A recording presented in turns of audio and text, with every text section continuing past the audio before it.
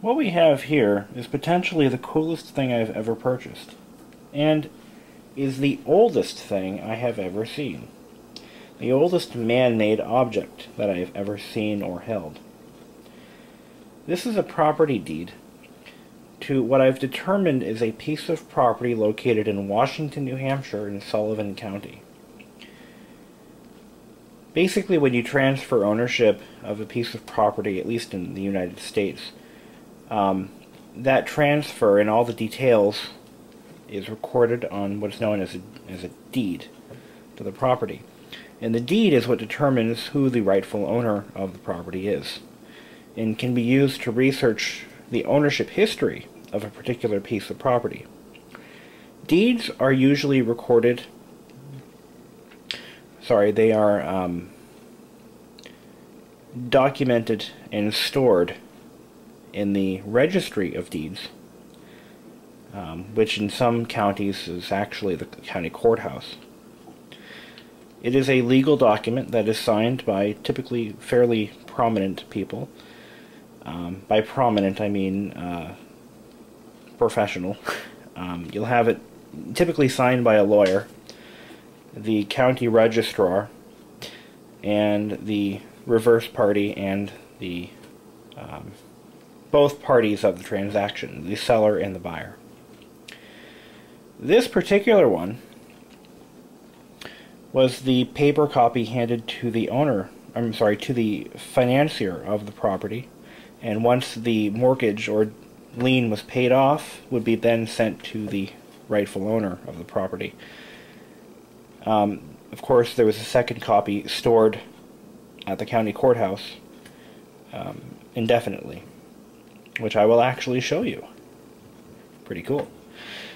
This particular deed is dated March 25th, 1818, making it 193 years old this year, making it the oldest thing I have ever held. Okay, don't be wise. I know rocks and dirt are millions of years old, but this is even cooler. It's made from, I believe, parchment paper, and this is basically a standard form that would have been printed on a letterpress or a movable type press. And they would have, several hundred copies of this made, and then they would fill these out, for property transactions as they take place. I'll read some of this to you, but it's very wordy, as most deeds are, even today, even the one to my condo. Although that has more technical jargon in it than anything else. It says, "Know all men by these presents, that I, Elias Elliott, Jr., of Mason in the county of Hillsborough and state of New Hampshire," I don't know what that word is, "in consideration of $112, and then it says something 10-1, paid by excuse me, Ephraim Russell of Mason in the state and county aforesaid," I don't know what that word is either, "the receipt whereof I do hereby acknowledge have given, granted, bargained, fold, and conveyed, and do for myself and my heirs, by these presents give, grant, bargain, fell, and convey unto the said Ephraim Russell, his heirs and assigns forever, a certain tract of land lying in Washington in the county of Cheshire." By the way, it is actually in Sullivan County and state of New Hampshire, in being the 1/2 by measure of the southwest corner lot in, I don't know what that said, in the west end of said Washington, and the said Elias Elliott Jr. give the said Ephraim Russell his heirs in I don't know what that is, assigns liberty to pays and something through the...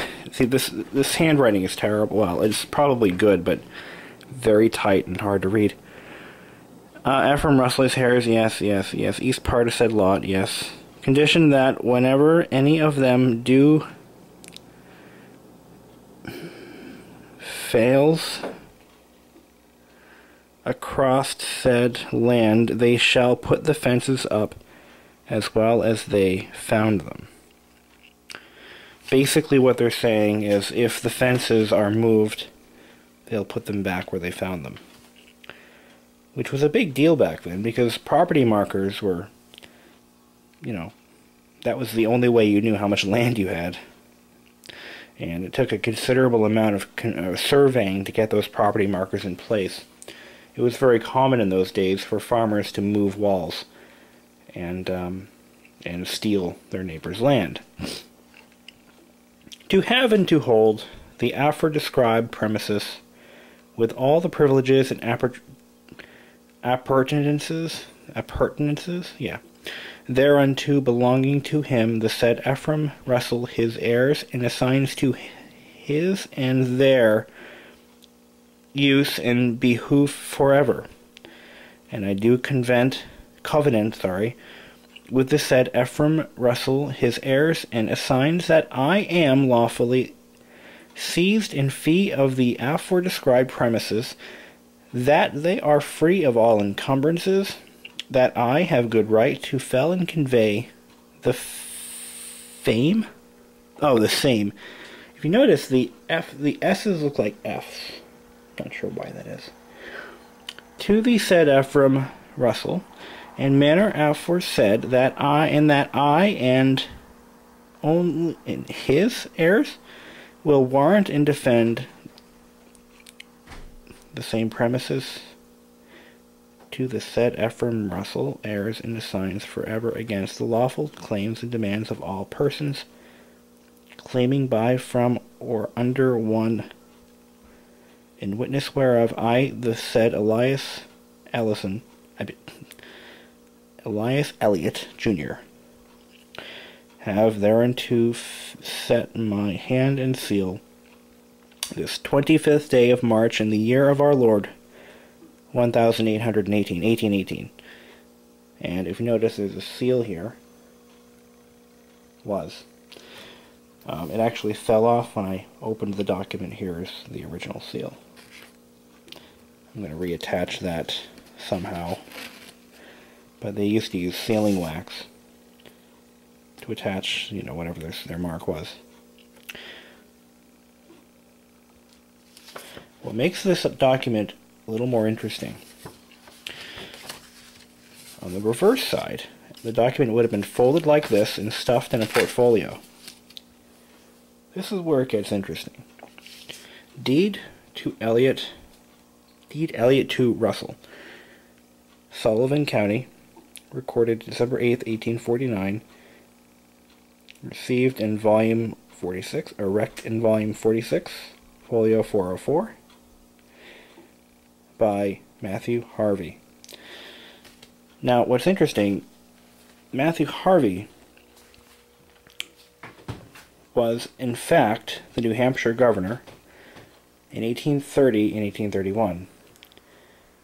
He was also a county, or actually, I believe he was a state-level judge for many years, and he worked in, I believe it was not Hancock, but trying to think of the town he was in.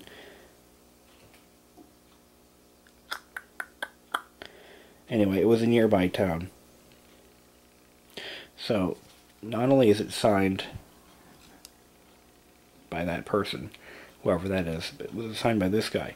Now, I'm going to show you how to do some basic level research on the web to determine who these people are and what their significance is. In addition, I'm going to also show you where the current electronic form of this record is stored. through a quick Google search, I was able to find information on Matthew Harvey. And this is actually what he looks like. This portrait is hanging in the State House of New Hampshire. And this gives a brief description of not only who he was, but what he had done in his life and when he died. He died in 1866. He resigned as governor February 28, 1831, to become judge of the district court for New Hampshire. He held this position until his death and moved to Concord, New Hampshire in 1850. Now, that supports my argument that perhaps this document was stored in a courthouse or passed through a courthouse at some point in time. More than likely, as it says right here, paid. This was written in the same ink as this statement by Matthew Harvey. So that tells me the mortgage for the property was paid off in 1849, December 8th. So, now imagine that, a $112 mortgage took you, what, 30 years to pay off? I mean, come on. But anyway, that's basically what we're dealing with here. Now, I don't know for certain that it is the Matthew Harvey, but the possibility is pretty high. But anyhow, I don't understand the mistake where it actually says the town is in Cheshire County when it is in fact in Sullivan County. But details, I guess.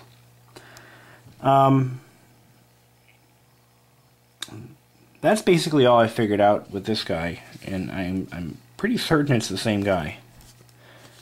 I mean, the dates match up and everything. You know, it makes sense. He would have potentially signed a deed. You know, and as you can also see while we're on this subject here, if you notice the way the movable block presses tended to press through the paper, giving it kind of a 3D embossed effect. I think it's pretty cool. This paper is definitely old. You can see the vertical lines in it from when it was manufactured. Something surreal about holding a document that somebody wrote nearly 200 years ago. It's just, I don't know, it gives me the chills. But anyway, I found something very interesting about the purchaser of the property. If I click on this link here, this gives some information on Ephraim Russell, who was the purchaser of the property. Where did I see that?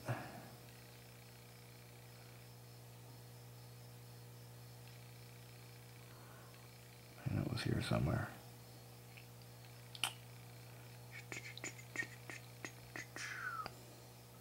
Josiah Russell? No. John Russell? Ephraim, here it is. Okay. I'll read it to you. A son of John, Ephraim was born in Menotomy, Arlington, Mass. on 23rd of June, 1772.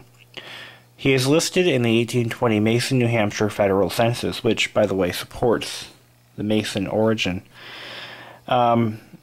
He married Sally Elliott in Mason on 30th of June, 1801. Known children are Ephraim Jr., Sally, and Elias. Ephraim, the father, may have married a second time after Sally died 11th of May, 1814 in Mason. The second marriage may have been to Pramila Elliott in 1815. Their child may have been Martha Ann, born in 1823. Think about this. This property was purchased in 1818, after he had married Pramila Elliott. The seller of the property was Elias Elliott.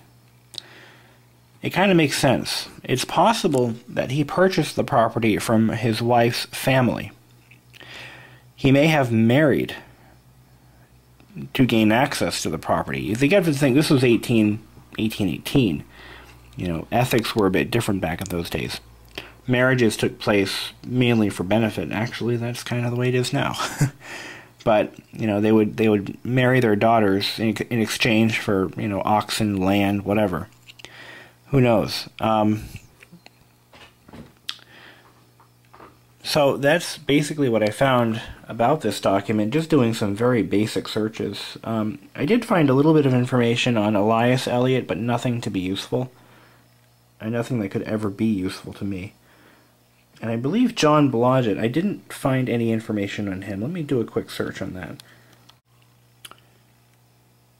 So, doing another quick Google search, I found this book, The History of Mason. And it lists John Blodgett as a Justice of the Peace from 1809 to 1818. Very interesting. Here's some more information on John Blodgett, Esquire. He declined a re-election to the office of town clerk. He was first elected to this office in 1799 and continued in office with few exceptions till the present year, having served 19 years in all. He also served as chairman of the Board of Selectmen during most of the same period, and as such was charged with the duties of town treasurer and had the oversight of the town's expenditures. He was a very careful, prudent, and economical manager of the affairs of the town, and deserved well of the community for his labors and cares in office. A vote of thanks for his long and faithful services as an officer of the town was offered by the Reverend Mr. Hill and unanimously passed. His reply is recorded as follows. My friends, accept my grateful acknowledgments for the repeated respects you have shown me for many years. May it please the Supreme Ruler to cause his blessing to rest upon this town, that the olive branch of peace may be planted and nourished in every breast. Funny. May it become like Aaron's rod and breast, anyway, ever budding, ever blossoming, ever bringing forth the fruits of brotherly love and Christian charity to the latest generations. He soon after moved from the town and resided in Dunstable or Tingsboro in Massachusetts. To the close of his life, he died in extreme old age, having arrived at nearly, if not quite, 100 years of age. What a guy. So there you go. So, there's a little bit about the JP who signed this document in 1818.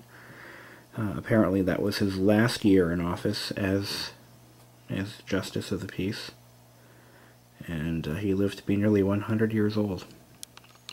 Now, if you notice here, it lists John Blodgett and Adam Blodgett. Adam Blodgett would have been his son, or a relative, more than likely. But nevertheless, it was a witness to the signing, and this would have been his seal, which is right here. I've got to figure out a way to reattach it that will not damage the document.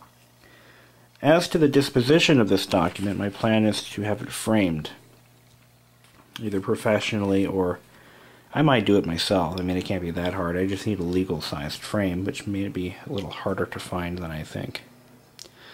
Nevertheless, it's worth framing. I mean, it's in such good condition. It does have a few pinholes, as you can clearly see. Those are caused, I believe, by the paper actually not eroding, but because it happened on the folds. Hey, I wonder if there's a watermark in this. That's interesting. I don't see a watermark or anything unusual. That's amazing. But you can see the difference in handwriting from a much better educated man in comparison to whoever wrote this out. Which, judging from the type of ink used and the type of writing, I'm going to say it might have been John Blodgett himself who filled it out. It's hard to say.